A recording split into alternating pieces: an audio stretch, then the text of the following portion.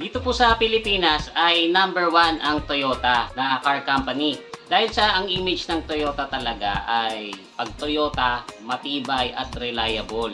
Pero marami pong nagsasabi na yung Toyota cars daw noong 90s ay mas matitibay kaysa sa mga Toyota cars ngayon. So, naggawa po ako ng survey sa Facebook page natin. At doon po sa survey na yon, mayroong 147 na nag-react at lahat po nung 70 na nag-comments ay naniniwala sila na mas matibay ang mga Toyota cars noong 90s kaysa ngayon. Kaya nga daw hanggang ngayon marami ka pang makikita mga Toyota Corolla na small body, big body, Toyota Tamaraw FX, Toyota Revo, pati Hilux na gawa noong 90s. Kaya lang lately marami kayong mapapanood sa internet o kaya naman mababasang mga articles na bad news tungkol sa Toyota. Mga engine failures, transmission failures, mayroon pa ngang mga nasusunog na makina.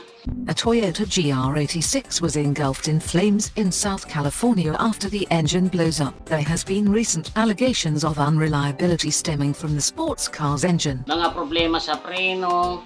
And Toyota is recalling more than 40,000 cars in the U.S. for a brake problem. It applies to 2023 and 24 Corolla Cross hybrids.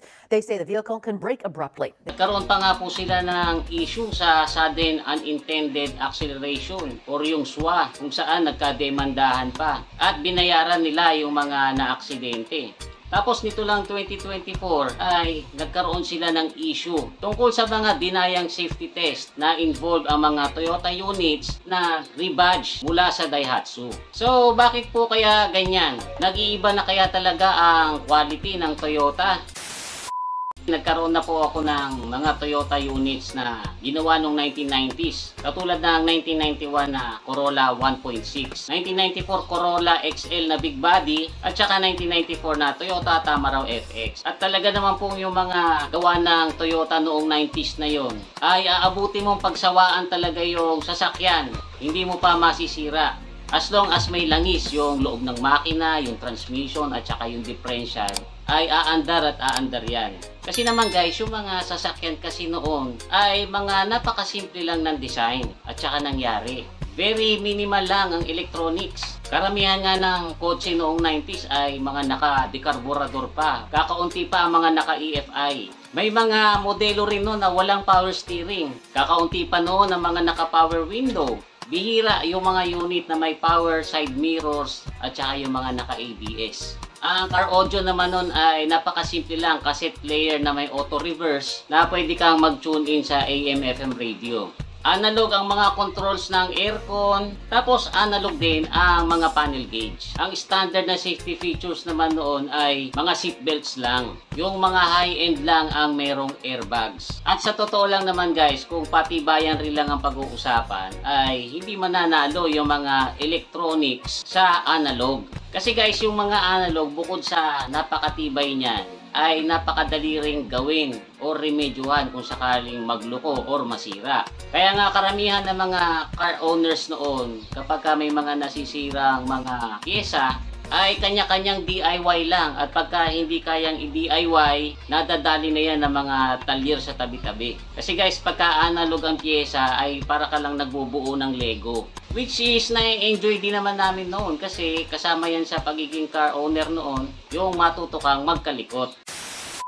Tapos ang Toyota pa naman, may culture yan na kapag ang isang bagay ay proven na matibay at maayos, ay hindi nila agad yan pinapalitan. Iniiba lang nila ng konti itsura niyan pagkatapos gagamitin din nila ulit doon sa susunod na model. At kung meron man silang babaguhin, ay aaralin muna nilang mabuti yan. At saka testingin ng husto. At kapag sigurado na sila na okay yan, tsaka pa lang nila yan i-integrate doon sa susunod na model na gagawin nila.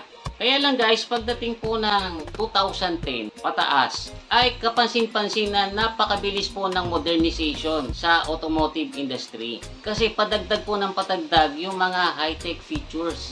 At kung hindi po sasabay dyan ng Toyota, ay mapapag-iwanan sila. Lalo ngayon na gumagawa ng eksena itong mga Chinese cars na loaded ng mga high-tech features, tapos mas mura pa.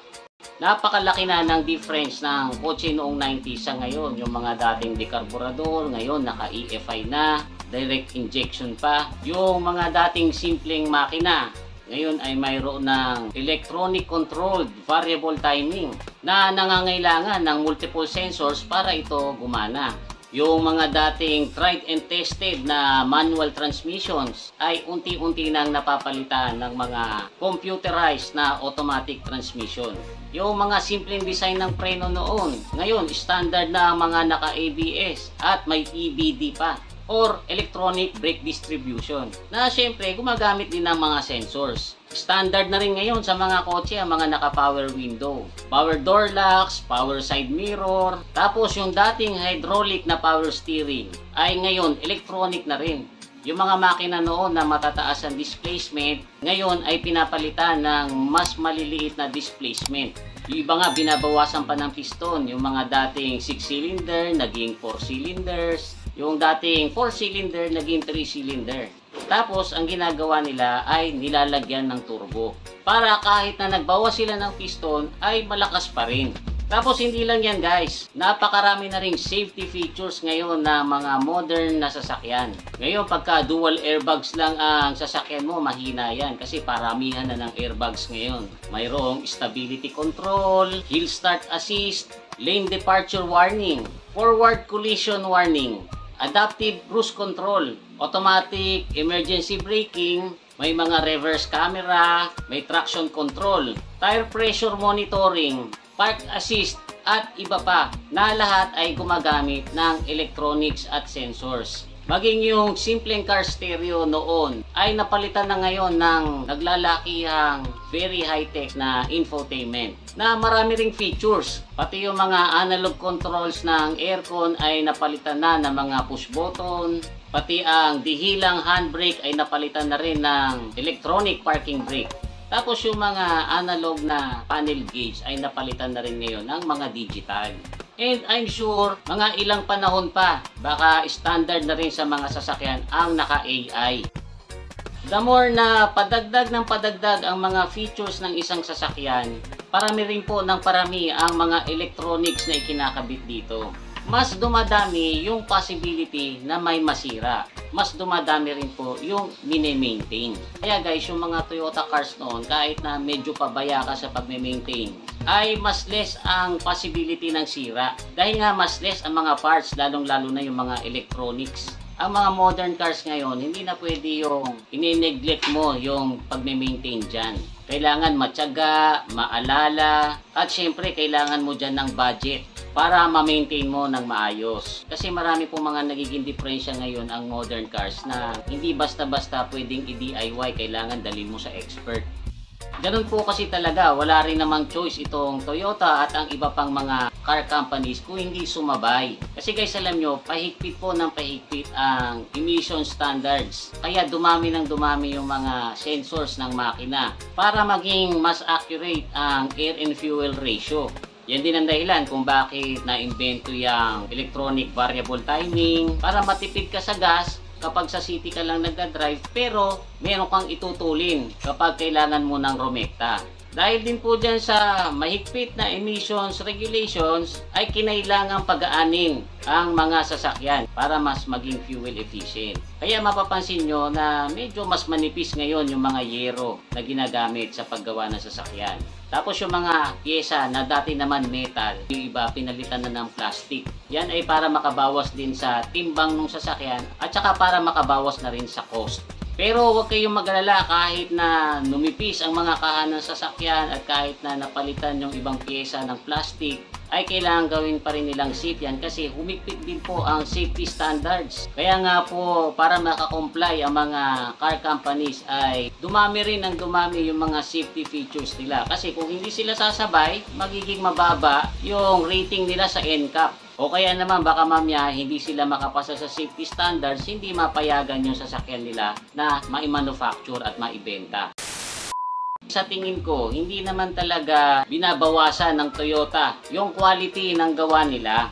Kaya nga lang sa dami ng features na kailangan nilang ilagay dyan, para lang makasunod sa emissions at saka safety regulations. At syempre, para na rin makasunod sa uso, ay dumami yung mga pyesa. At mas maraming pyesa, mas maraming possibility na may masira. Mas marami rin yung i-maintain. Karamihan naman po ng mga car enthusiasts ngayon ay gusto yung mga high-tech features ng isang sasakyan. Pero meron po mga old school na car enthusiasts na tulad ko. Mas preferred ko po yung simple lang at walang masyadong maraming mga features na hindi ko naman talaga kailangan. Okay na po sa akin yung mayroong power steering, power window, naka-EFI, malamig ang aircon at saka may maayos na car stereo. Unang-una, pagka ganyan po kasi yung sasakyan, syempre mas mura yan. Tapos mas less ang i-maintain. So guys, I hope na na-enjoy nyo itong konting kwentuhan natin ngayon. Kung meron pa po akong mga nakalimutang sabihin ay i-comment nyo na lang po sa baba para mas humaba itong kwentuhan natin. Huwag nyo lang pong kakalimutang mag-like at saka mag-share. Muli, ito po si Kuya Mikmik na nagsasabing palagi kang lamang pag marami kang alam. Bye-bye!